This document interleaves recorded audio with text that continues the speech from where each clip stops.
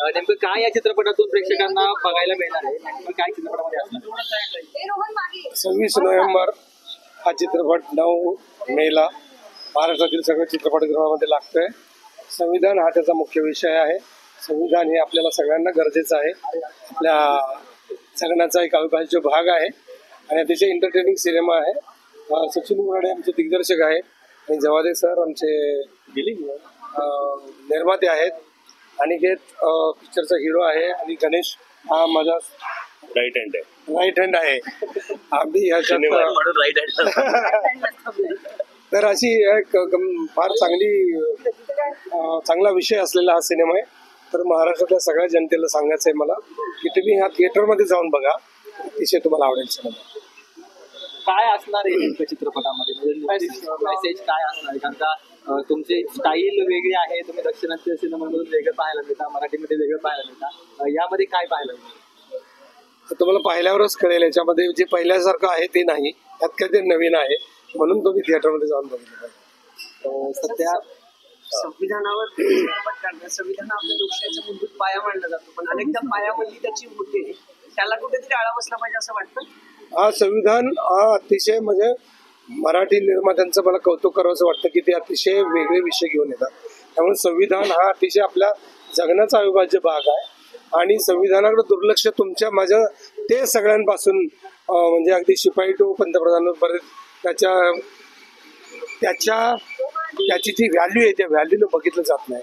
तर तिकडे बघितलं गेलं पाहिजे, त्याची व्हॅल्यू कळली पाहिजे, समजली पाहिजे, अशी आमची इच्छा. संविधान पाळण्याच्या दृष्टीने आपण आता कठीण काळात आहोत असं नक्कीच आहोत.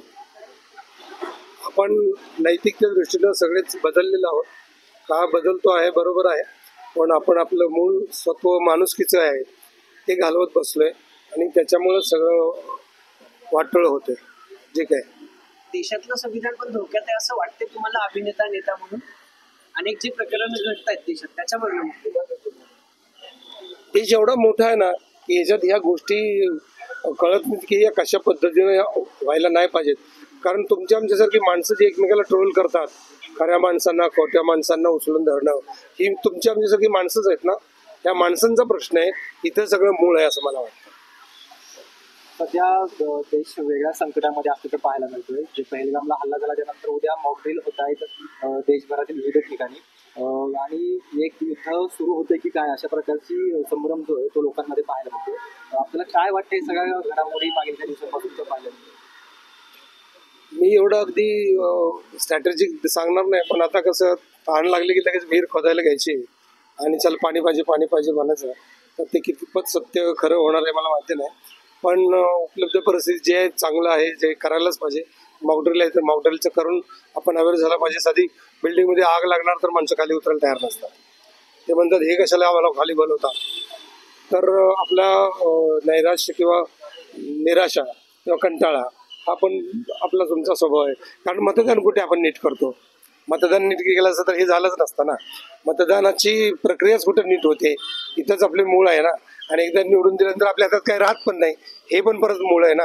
त्यामुळे आता मतदान केलं, आता बसा बघत काय होतं ते. आपल्या हातात तेवढंच आहे. आता आपण काय म्हणलं तर त्याने काय फरक पडणार नाही, कारण आपण निवडून दिलेलं आहे. युद्ध व्हायला पाहिजे काय वाटतं? वा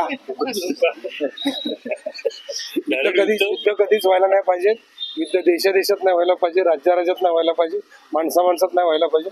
माणूस म्हणून माणसाकडे माणसासारखंच बघायला शिकलं पाहिजे.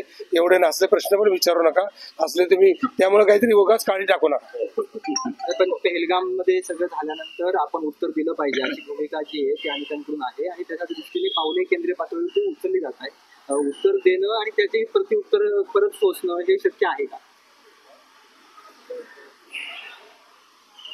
उत्तराला हे बघा, तुम्हाला परत घडता कामा नये ह्यासाठी जे म्हणून करायला लागेल ते करायला पाहिजे. पण म्हणून काय माणसं मारूनच करायला लागतं असं असतं का ते? तर हा वरच्या लेवलवरती त्याचा विचार व्हावा.